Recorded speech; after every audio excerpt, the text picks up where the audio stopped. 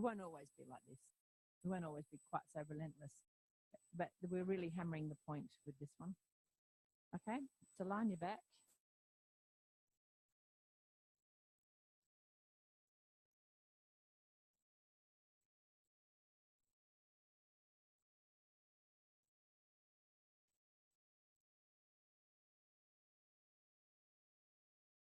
And there's another sort of logistics. I was just thinking, sometimes we have had a question box where people, if they're too shy to ask a question in public, that, well, Jenny, I'm thinking, does anyone feel too shy to ask a question, or you're too shy to put your hand up to say you're too shy? And my experience is that, well, I'd like to think that we create an environment where people feel that they can ask the question up front, verbally. If you think that there's a question that you would just like to put in a question box, somewhat anonymously, we could do that. Yeah, but you know what? I can't remember a segment where there's ever been a question in it in the last, maybe one. Joan can remember one question. I can't even remember one in the last umpteen years here at Box Hill. 10 years. 10 years and 4 trainings. Good history here. So with that history in mind, you're lying on the floor. You're lying on a floor that has been well laid upon. And what do you notice? You might notice thoughts. You might notice feelings like, more sort of somatic feelings like sleepiness or excitement, or there might be more emotional feelings like anticipation or, anxiety or happiness or contentedness or whatever.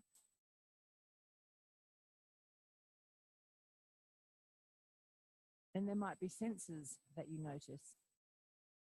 Now, mostly your eyes are shut, so you won't be sensing too much from a visual perspective. However, you can, as you did yesterday with your eyes closed, there's still a visual sense, on the cinema on the back of your eyelids.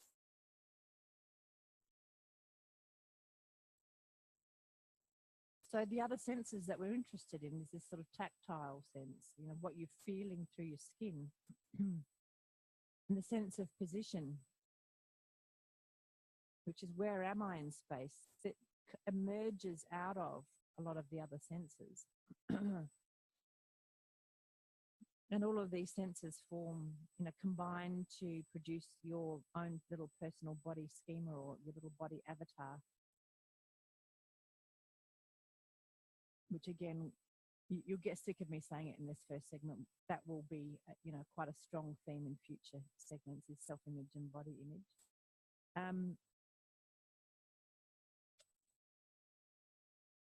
So with all of those things to notice, you can notice what you noticed first and then what you noticed second. And as I mentioned them, which of those noticings felt more or less familiar? And then in the classic ATM sort of structure, that as the way we teach it these days, is that we start directing your attention. We start directing your noticing, giving you suggestions, just like we'll then give you movement suggestions to explore. So to pick up on the theme from yesterday and to tap into that memory, so this is a memory training program, if you haven't realized. Because when I said yesterday that Feldenkrais training was an investment for me, I also see it as an investment in my future cognitive health in terms of maintaining memory and cognition. Anyway, do you remember how you felt yesterday on the floor, how you sensed yourself yesterday on the floor, before and after the lesson of lifting your head, taking your elbow somewhat in the direction of your knee? And do you remember yesterday that that scan was around the spaces, and rather enigmatically the negative spaces, the spaces where you are not, as it were, on the floor, in the small of your back, behind the knees. So today maybe you could spend more attention noticing, sensing your contact with the floor and the kind of shapes that the pressure that you're exerting on the floor and the floor is exerting on you, what kind of shape that area of pressure might look like. So there's lots of different ways you can visualize this. Let's just think that you are a rubber. This metaphor might not work in these. I was cleaning out my cupboards and I found all these old rubber stamps, you know, the sort of carved rubber stamp so that you push it onto an ink pad and then you put it on the paper and you get the positive image. So does that metaphor work? All right. Yeah, Julie, you're my age, so, you know, I'm not going to pay any attention to you. Younger people in the room, you understand what I'm talking about, everyone. Thank you, Nathan. Good.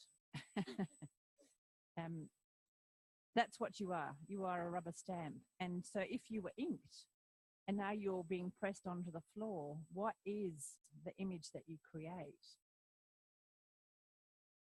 So there will be a head blob of ink.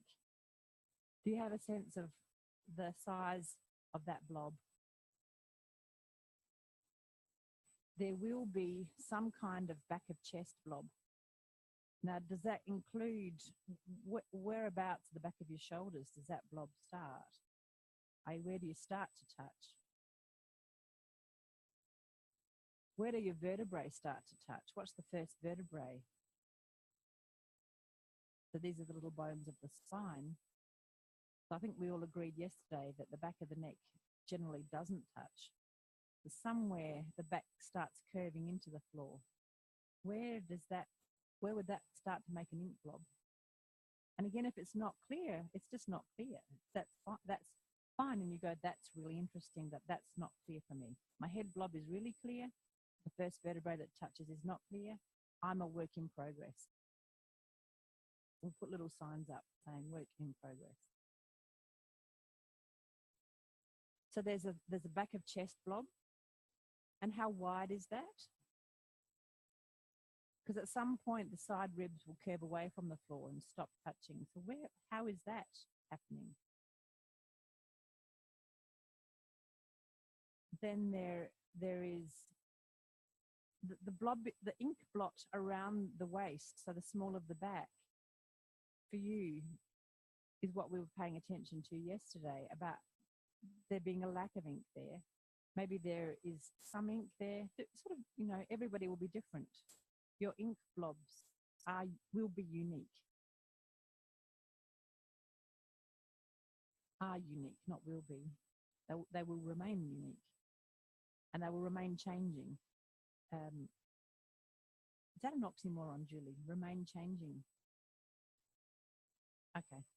Is that all right? Okay. Continue to change is better language. Thank you. Pelvis blob. So the back of the buttocks, the back of the pelvis. How wide is it? How long is it from the top to the bottom? Is it the same on each side? So if we lifted you magically straight off the floor and we looked at the pelvis blob, like the chest blob, is it symmetrical?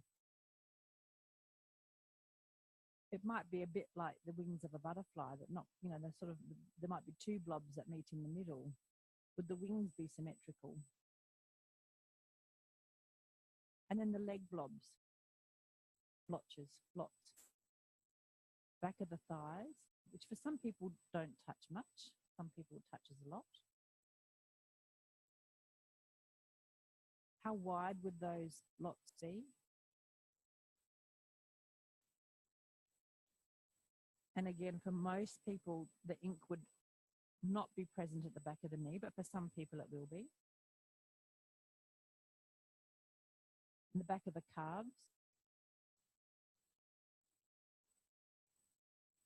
And again, you know, I'm looking at everybody here. Nobody will have a symmetrical right calf blot and a left calf blot because nobody has their legs lying 100% symmetrically, in terms of the leg being turned out, where your toes are pointing. And your calves won't be the same size, one side to the other anyway. How much of that can you detect is the interesting question. Again, for most people, there'll be no ink at the back of the ankle. But if your legs are really turned out, then of course the side of your ankle will be touching the floor.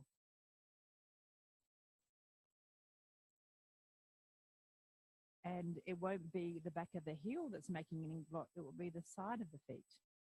So what part of your foot, heel, is making an ink blot? Is it the same on each side? And it may be that, I hinted at this with the children that I work with who don't know at all that they've got feet. You know you've got feet, but how well do you know them is moot. So if and often when we get to this point of the scan, people start wiggling their feet because our position sense is not that flash for our feet, especially when they're not touching, when the soles aren't touching the ground. So the wiggling, therefore, is you bringing in another sense, the sense of movement, which brings in a whole nother sense of receptors, another set of receptors. Receivers, little gizmos that pick up information. So, we've forgotten the ink blot for your arms. There might be a series of ink blots. Is it a continuous line of ink? Or is it interrupted at the elbow, depending on how you've got your arms? And the arms, when you start to teach ATM, you'll realize arms, they are the, arguably one of the most unique parts of our body. When you look around and look at the diversity of how people position their arms. And again, it's not surprising. There are so many degrees of freedom in our arms. There's so many possibilities of position. And they're so individualistic. They're marvelous. Hands are so individualistic. So the diversity is extraordinary as I'm looking around the room. Some people have got their hands on their tummy. Some people have got their hands on the floor, palm down. Some people on their baby fingers. Some people on the backs of their hands. Some are not symmetrical, some are. Everybody is different.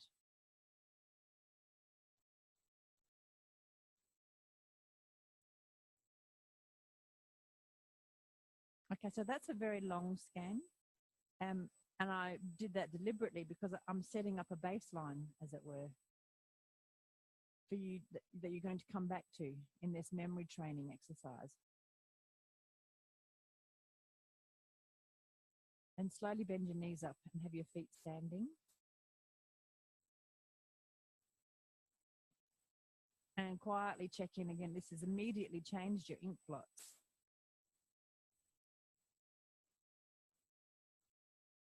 Up to a point. And interlace your fingers, and just interlace your fingers and leave them on your tummy for a moment, just so that you really feel the habitual interlacing. And if you've really been messing with your heads, you start to go through this. You might not. If you've been really playing with this interlacing, this habit versus non-habit stuff, you start getting very confused, and you start thinking, what was my habitual? That's a real, that part of learning, that confusion part of learning can be quite scary for people because you sort of have lost the certainty and you're in a process of change. And this is where people start balking at change because of this feeling of uncertainty. I was very clear about what my habit was, and now I'm not so clear and I'm hesitant. And we do a lot of systems change work in the health services, and this is where health professionals start freaking out because they're moving from one habitual way of being to something new, and they've lost their bedrock. So that's important. Maybe I should just go into the hospitals and just get them to lie on their back and interlace their fingers. Maybe that would be better. Anyway, so just do that. Now, the other thing that I was asked about was people went home and maybe had a little bit of a headache or a bit of a neck ache or some kind of tweaking. And it's easy to think that the ATM we did yesterday was little because the movements were relatively little most of the time. And this is the whole point. Well, we'll say this a lot. This is the whole point of Feldenkrais. There'll be 1 million whole points of Feldenkrais. This one, This is about learning how to take care of yourself. And sometimes that will entail you inadvertently not taking care of yourself.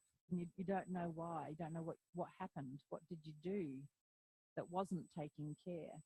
And so we come back to lessons a lot where you learn from your, let's say that headache is the equivalent of a mistake. Now, if I say that, and you had a headache last night, do you now feel like I've told you off and you're wrong and you've made an error? Let's really deconstruct this idea of what a mistake is. A mistake is it is feedback. That's all it is. And it just happens to be, we've called it, we've given it this cultural loading that it's wrong. And at school, you might have got punished for it, or you got marks deducted or something. Jenny's set us on this right from the start yesterday. The learning environment here is not like that. A mistake here is your friend. It is absolutely part of the learning process. And in fact, Feldenkrais said once, if you don't make mistakes, let's say let's say there was such a thing as the right choice. That happened, it's just a fluke. And it's actually the worst learning situation because you don't know how you got there. The best learning situation is to make lots of little kind of failures, little failures, little mistakes, without the judgment of them being wrong. They're not wrong, they're just interesting. So let's say a headache is an indication that today you might like to try to do something differently. Now, the classic things to do differently in Feldenkrais is to do less, do smaller movement, to go slower so that you can pay more attention. And the other thing is that you can tell us and we can come and watch what you're doing so that we can see, is there some little habitual co-contraction or parasitic thing that's happening that might be tapping into one of these habitual patterns if you often do get into a headache situation or whatever. So the classic one in this lesson is it is very demanding on your neck if you don't take care, because you can do a lot of the movement can happen a lot by scrunching your neck. That scrunching is a technical term, quite complex. So probably won't do that till the third year. So I would invite you today to, the alternate to scrunching is to have this idea that your neck is staying long and comfortable, that your hands stay soft and they're not yanking on your neck, they're not pulling hard on your neck, and that you change where your handhold is, experiment, and that you rest more. That would be some tips. You might have felt other little tweakings last night. We can talk about that when we have a little share experience thing. So now interlace your fingers in a non-habitual way. And see if you can remember lifting your head yesterday. And slide your hand under your head. And just imagine that you're going to lift first. And don't lift. This is a little game of prediction. Where's the movement going to start? What's the first thing that's going to fire off? And then go ahead and do it. And are you surprised? Is it what you think? Can you go so slowly? Such a small movement.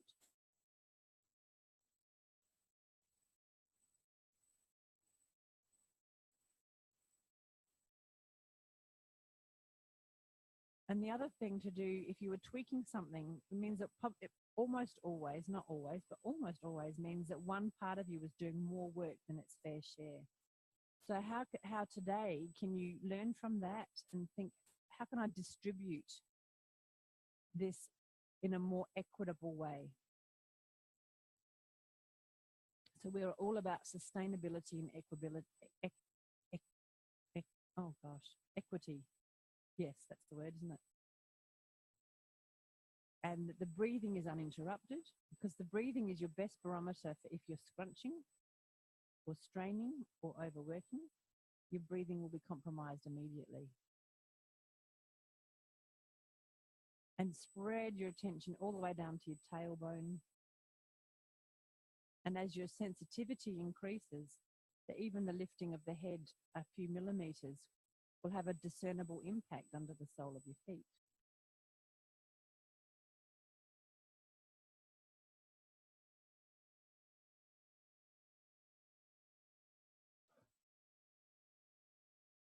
So that's just for you to check in and reestablish a continuum from the learning yesterday. Leave it and rest in a different position for a while, because I have been talking for a lot.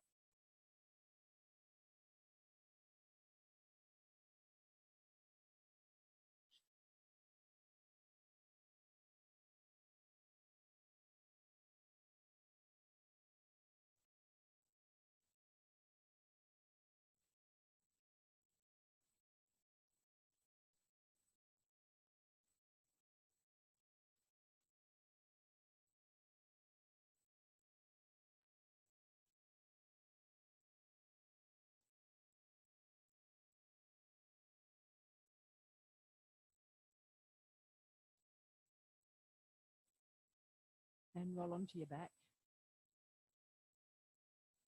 So another thing that you'll acquire the facility of is resting really efficiently. Because sometimes our pauses are extremely short. So you learn to really rest efficiently. I think, isn't that an interesting idea, that I can really rest efficiently? So again, bend your knees up, put your hands interlaced whichever way you like behind your head, and lift your right foot off the floor and direct your right elbow in the direction of your right knee a few times. And I can't tell you how many times in the Amherst transcripts he says, don't touch. So I'll say it a few times, don't touch. It's in the direction of. Some of you can touch, some of you can't touch, some of you don't know if you can touch. The point is, it's staying in quality. Now that's a Julie Peck line. I'm going to put it on her tombstone, which hopefully is in many, many decades' time. Staying in quality. What does that mean? It means you don't compromise your breathing and you don't compromise the ease. Now, in this instance, what you might have noticed yesterday, when you start going into effort, your abdominals are really trigger happy around effort, and they will get what is technically called the judders. This is another very scary technical word, like scrunching, that you'll understand the physiology of later. They start shaking, and they'll shake as they're getting shorter, and they'll shake as they're getting longer, as you lower back to the floor. That is, you cannot get a clearer sign of over-efforting. It's them saying, what the fuck? Stop it. That's a deliberately naughty word to shock you. No one even jumped. God, you were so relaxed. I dropped the F-bombs on and they didn't do anything. Dan, what's happening? Too chilled. God. Oh, no, he said, I can't. Isn't it terrible? That's my threshold. That word is my threshold. Huh? Yeah, it's amazing, isn't it? Even I've got a threshold. Even I've got standards. Anyway, so now leave the right foot down and lift the left foot up and direct the right elbow in the direction of the left knee. And again, don't touch.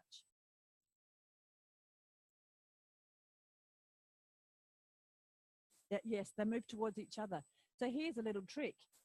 Where is your attention? Was it all about your right elbow going towards your left knee, or was it about your left knee going towards the right elbow? Could you be equitable? Could they be equally interested in each other? This is the perfect relationship, right, where they're both equally moving towards each other. So you're staying exclusively with the right elbow and the left knee, and it's exclusive. There's a reason for this. This is not free for all exploring. It's exclusive right elbow. That's the other right. And left knee. That's gotcha. That's it. Yeah. So a lot of us are spatially challenged.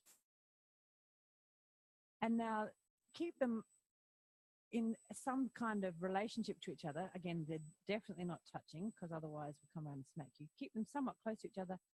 Find a way where you can oscillate. So there's a fast coming and going toward these, but it has to be tiny. So oscillation is tiny because it's fast and it's little kind of, we're really changing the timing. So the movement has to be like, we're talking millimeter movements. Otherwise it's a jerk. It's not a fast, big movement. It's a fast, teeny, teeny, teeny movement. Almost a vibration of coming towards each other. How do you organize that? This is a really weird thing to ask you to do.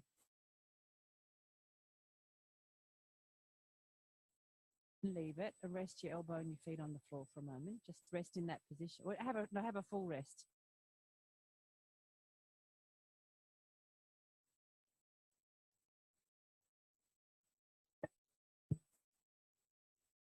So again, this is stepping outside. This is into the training program territory of explaining what the influence of this might have been and why was I so adamant about being exclusively the right elbow, firstly to the right knee and then to the left knee. Can you kind of answer that experientially? When you scan yourself now and you compare the ink blot of your right arm, say to your left arm, or the right side of your chest to the left side of your chest, there may possibly be a difference because we've been exclusive. There's a possibility for that we've introduced an asymmetry in your sensory experience. More of an asymmetry. And that's only a few little movements. It won't be for everybody. We might have just balanced you out from your opposite asymmetry. You might feel more symmetrical.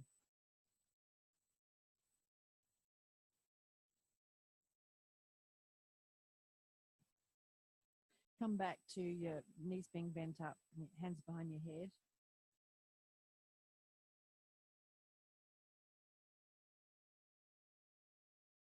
And again, bring your right elbow in the direction of your right knee so you can lift your right foot off the floor. And do that a few times. And again, what are you sensing? You're sensing the quality. How do you sense the quality? That's the $64 million question. That's what you're refining. This is a training program about discerning quality.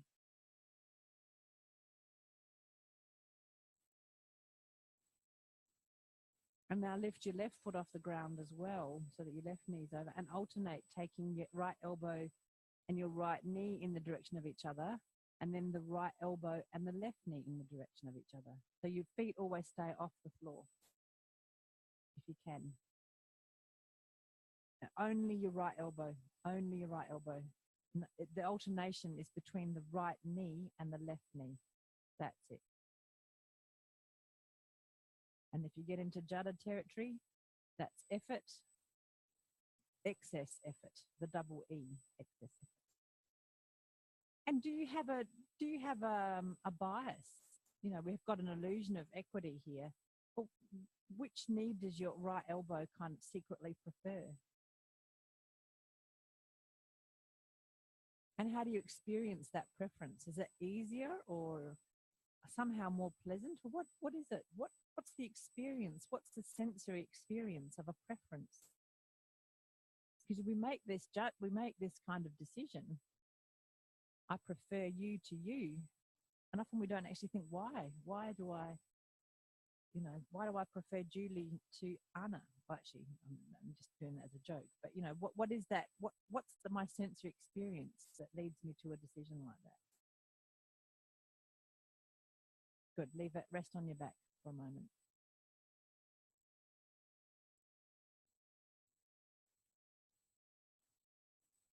And if you find that when I'm asking all these questions and your response is fairly consistently, I don't care, then just roll over onto your side and have a little break, or go and get a coffee or something.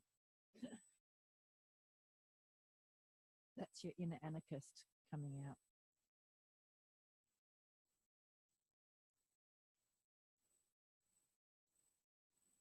So again, we've been exclusive with the right arm, the right elbow, and either leg, what influence has that had on your ink blot, your body map?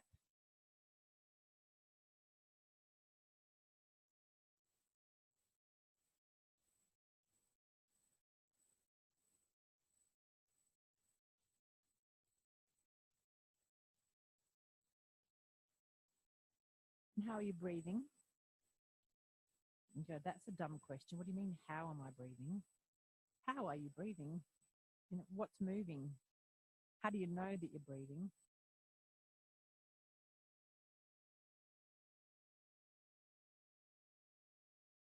And the knowing comes from the movement, right? Either that, you know, you feel the movement of the air in your nostrils, or maybe the back of your throat or something, or the movement of your belly or the ribs or something. The knowing comes through the movement, through the sensory experience.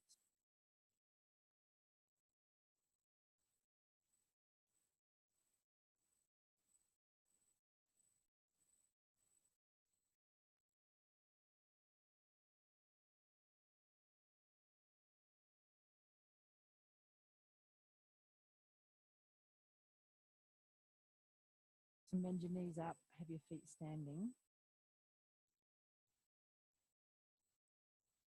And whatever way you had your hands interlaced before, interlace them the opposite way now. And one more time, direct the right elbow to the right knee, just once.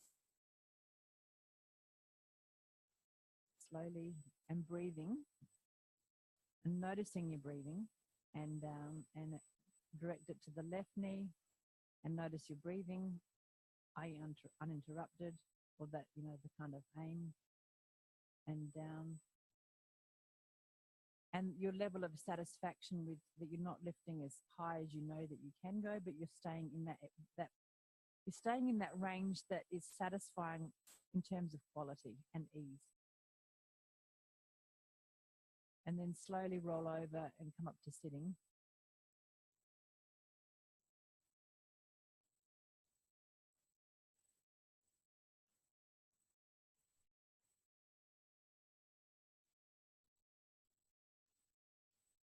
And take a moment to sit and sense yourself in sitting.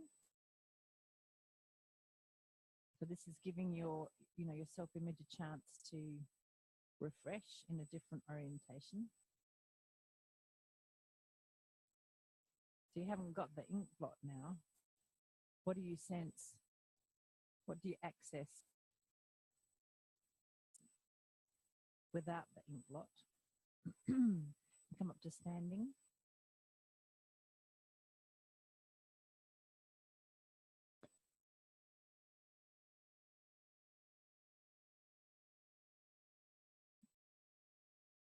And now without the clarity of the ground, sensing yourself in standing. And if you've noticed an asymmetry in your ink blot lying down, how does that translate in a standing position, in this different orientation? Does it, or is it lost? I'd be curious about that. And if you had to lift up one arm, if you had to, let's say you have to, do it. And lift up the other arm. We didn't do this as a test before, so you don't have a baseline. What's your experience of one arm versus the other? One side versus the other, with a very simple, slightly exclusive exploration, and then walk. And think about your eyes. Sense your eyes. So there'll be some residual left-right business in your eyes from yesterday. How is that today in walking?